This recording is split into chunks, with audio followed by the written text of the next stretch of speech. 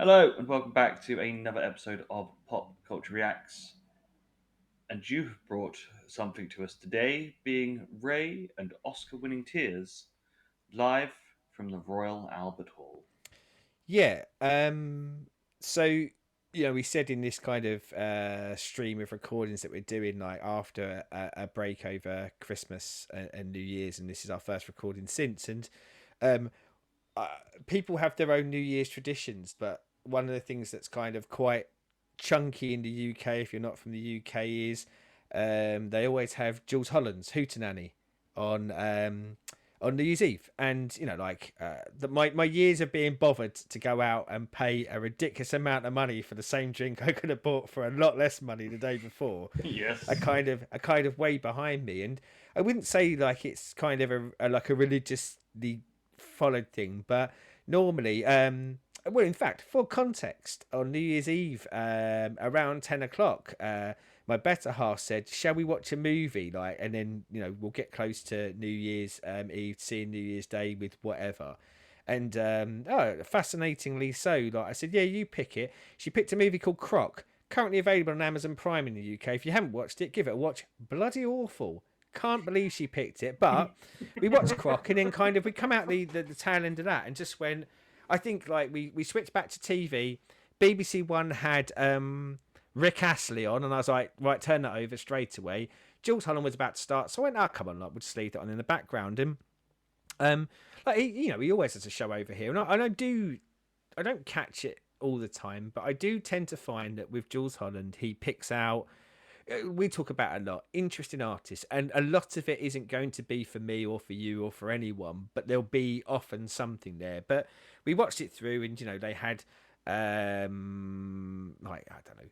Vic Reeves and Paul Whitehouse were there talking to and all this sort of stuff. Rod Stewart had a big kind of run on it, but then they just sort of kind of cut to this lass called Raye, and I had not heard of her. I subsequently have read and found out that she's quite big doings at the moment. Like her star is on the absolute ascendancy, and previously she had been primarily known for writing songs. She's written songs for like Beyonce's and like the big names, but Yeah. she kind of I don't know, kind of pushed her own career, and it's working out for her. And I don't know, like when you hear a voice, and bearing in mind it's on a live TV show, and you hear a voice and there's something in it, and you go, oh, like I like this and I want to hear more. But with that context of going, that's done in a live studio, and it tends to lean to like Jules Holland does, to do a bit of honky tonk piano in the background and things like that. So I didn't really know what I was getting. And I saw that she'd recorded an album at the Royal Albert Hall, and if there's one thing I'm also a sucker for, it's people recording albums at the Royal Albert Hall. I love the Royal Albert Hall. It is now, I think, my favourite venue in the UK. I think it's an amazing place to go and see any classical music, but any music that isn't classical. And so, yeah, I went, right, bang, I'm going to listen to this. And this is the song that I liked the most from it. It's the opening song of the concert, and I think it's the opening song of her album as well. But yeah, I absolutely loved it. But yeah, absolute Jake. fluke. What's up, everyone? Watching a New Year's Eve What is TV all program over and your finding someone that Oh, your flowers. I haven't gone I any study further botany, than this yet, so- but with at least the one plant song guy. that I absolutely Resting love. dad face back there likes plants Wonderful. too. Yeah, as I said, Grab the some name pruners. Ray I know, Let's prune. but I couldn't sort of say anything about her. It's one of those of I know I've seen the name about. So The name about town. yes. Yeah. So shall we get it on? Let's do this. I do feel I need to have like text and stuff on if we're going to the Royal Albert Hall.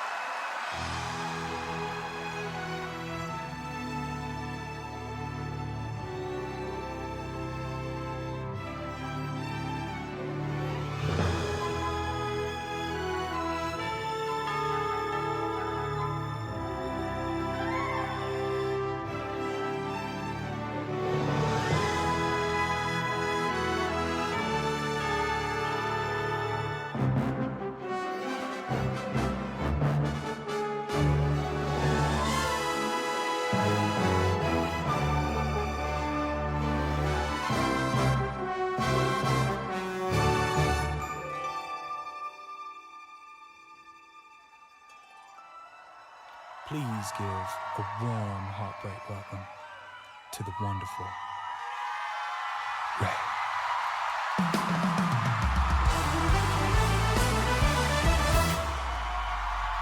Are you fucking joking? Let's go! Oh my god! Ladies and gentlemen, I'm gonna tell you about one of the many men. Name is irrelevant, height is irrelevant. He was a 1 out of 10. I wish that I knew it then. I'm still recovering. Oh, truly I'm vulnerable. I love a sentiment. Quickly I open up. I learned my lesson then. Thought it was safe again. Thought he was innocent. I was so wrong. I can't deny I was stuck in a daze, a terrible phase. You was convincing, though, very believable, the role that you played. So I'll take this front row seat, and baby, baby, you can go ahead, cry those Oscar-winning tears by falling. I scream yes, baby, baby, you can go ahead, cry those Oscar-winning tears. Oh, what a tragedy. It didn't have to be. Look how you talk to me, cursing and blasphemy, cinematography. Get this on camera, please. Oh, no one gonna believe this. Yeah, no, I can't deny it. I thought you would've made, but you would've played. Fuck you lying for, you crying for, you did it again. Oh, so I'll take this front row seat, baby. And baby, baby, you can go ahead, cry those Oscar-winning tears by calling. I scream yes, baby, baby, you can go ahead, cry those Oscar-winning tears.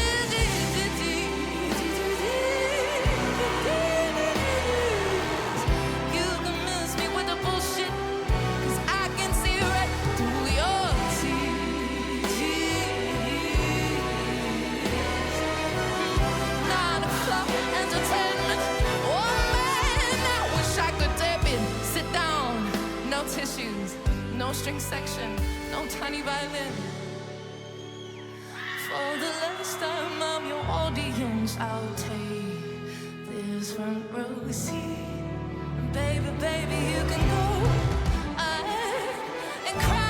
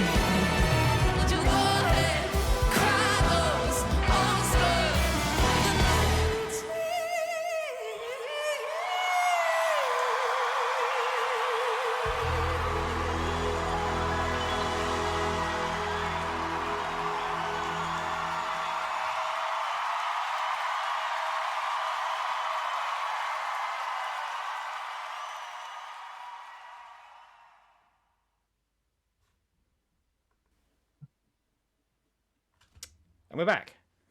We're back from Yes. the Royal Albert Hall. A little jaunt up to London, and we're back. So I will say the positives on this first. She's got a fucking hell of a voice. When she goes, she reminds me of Aretha Franklin. Yes. The song doesn't grab me though. Dead inside. But, you know. Yeah. It's the thing, it's like the talent that she clearly has for singing and the arrangement that's done with, you know, the orchestra parts, which probably wouldn't be there normally. It's bombastic, it's epic, it's got that, as I said, Aretha, Shirley Bassey sort of levels of impact and gravitas to it.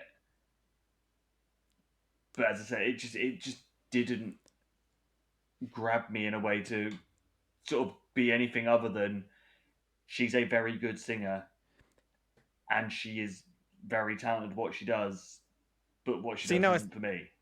You know, I said I love like the Royal Albert Hall, and you see it in the video, and I think it's a lovely venue. And of course, I think because of its tradition of primarily like classical music, the proms, etc., etc., etc. When artists get to play there, and you're right, obviously that is ramped up to like 11 with having such a kind of orchestral and sort of big band element Yeah. to it.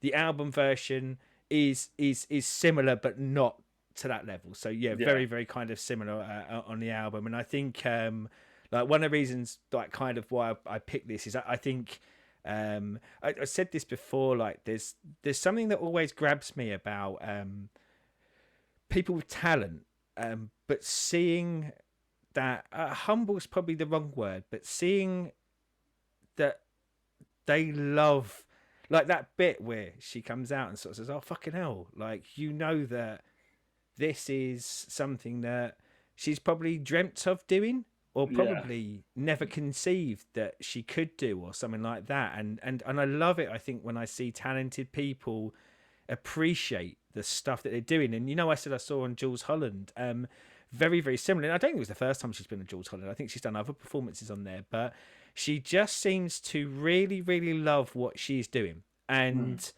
I think we don't see it enough, do we? I think that there's an honest truth in it. Like we've always said, you do anything for long enough, it becomes a job, and you don't Yeah. like it. And maybe that path of being a songwriter first, and maybe not initially finding a way, or like maybe she took some chances, and I don't know, what comes across for me is I don't know, like a real genuine, I'm making stuff I love. And I think passion takes stuff a long way for me. I really, it's a tough emotion to, I think, convey, because a lot of people hide it away, especially in England. It's a very English thing, isn't it, to go, oh, we don't Yeah. have emotions. So yeah, when I kind of see that and feel that from a song, but yeah, I was glad you picked up on things like the Aretha Franklin stuff. Yeah, I think she's got an amazing singing voice. I really do. I think it's really assisted by the big band and the orchestral stuff, because it reminds me, and I think you probably remember this as well. When we were kids, you used to get a lot more sort of music specials that were put on our TV, probably around Christmas time, that have been over from America, where you would get like your Shirley Bassey's and things like that, and they'd be given Yeah. like a big band section in the background, and you'd hear them do songs that you'd heard before, but like with a lot more sort of bombasticness to it. And she has that feel to me, and I think this is the thing I love about her, or what I love about this song, and why I want to sort of go into her more, is and then she sings, stroke raps, stroke speaks at certain points with her London accent. And that was the real selling point for me, is that jumping and that ability to effortlessly in milliseconds go from feeling like it's that more conversational style rap, and then just bang straight into a vocal like that. I just think I think this is amazing. I've yet to dig into the rest of the album, and I hope that. And I will say I heard two more songs on Jules Holland. I like both of them, so it's a good start for me. But this is the one I like. I like the most. But yeah, I thought it was one of those performances, and one of those times where, I say the Jules Holland performance, I thought, oh, this is interesting. So when I went out for a cigarette post midnight, I put Spotify on, called up her name, saw this Royal Albert Hall, played this one, and thought, right, listen to this one over and over again, but don't go too far in it, because it's something I'd like to bring to the show. Because it absolutely knocked my socks off. Yeah, as I said, as you put there, you could tell that she's probably from London with the vocal tone and sort of the accent that she has. That she probably was thinking like her upper limit might have been Brixton or the Hammersmith Apollo or something like that. But to do the Albert Hall clearly is a fucking massive thing for her at this point. You can tell that in how she reacts, as you say, when she walks on. And all credit to her for getting there and doing it. It is that thing of just shows what clearly hard work and talent can do. Yeah, and like you sort of said about whether it's for you or your, and certainly the couple of tracks that I've heard. One of the other ones I thought was really funny as well, because I think, and it's a bit unfair because as I say, I've listened to a couple of others, but I found what often comes across with her lyrics as well is stories about her life, or certainly stories that probably have been like her life or friends, and that's very personable as well. So it doesn't shy away from went out with this fella, he was a dickhead kind of things, but not like Yeah. in that like faux forced pop tragedy, but what feels like really realistic. You feel like, yeah, Yeah. you know, this really has happened, and you know, like I think we'd sort of talk about her route, and I think it was like 2022. I think her second album kind of come out, and I think that's where that's certainly the snippets that I've read where I think she really started to get some traction, some sales, some notoriety. But I hear her voice, and I hear, you know, I said I love that like kind of massive voice transition into like the hip hop stuff. I feel like one of the reasons why I like her is there was another route for her. I think she could have panned out some absolute bullshit generic of the time pop, whatever pop is at the time, Yeah. and probably got there sooner. And, you know, she's written for a lot of the pop icons from what I can tell. But yeah, the tracks I've heard feels like these are tracks I want to make. I've gone this way because I want to do this. This is the sound I want, and yeah, I absolutely love it. There's just something amazingly credible and genuine about her when I listen to her. Yes. So, what do you like out there? I think down there. Let us know. As always, like, subscribe, ring bells, and all the other YouTubey things. And until next time, good day.